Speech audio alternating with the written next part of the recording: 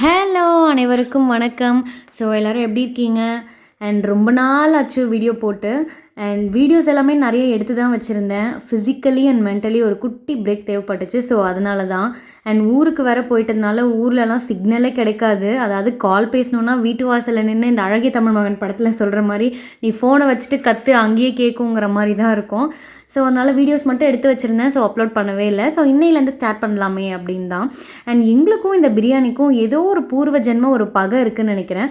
So அதாவது எனக்கும் பிரியாணிக்கும் இல்லை, என் ஹஸ்பண்ட் செய்கிற பிரியாணிக்கும் என் ஹஸ்பண்டுக்கும் அந்த பிரியாணிக்கும் தான் ஏதோ ஒரு பகை.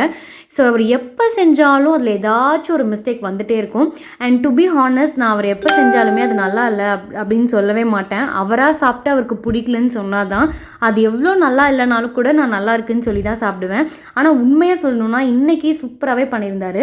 அதாவது எந்த மசாலாவுமே போடாமல் சிம்பிளாக காரமாக, அது ரொம்ப பொலப்பலன்னு வரல, ஆனால் லைட்டாக ஒரு சும்மா லைட்டாக வந்து குழஞ்சிருந்தது. அண்ட் கொஞ்சம் அடி பிடிச்சிருந்தது. ஆனால் டேஸ்ட்டு சூப்பராக இருந்தது. டே பை டே வந்து பிரியாணியில் எக்ஸ்பர்ட் ஆகிட்டே போயிட்டுருக்காரு. ஸோ நெக்ஸ்ட் வீடியோவில்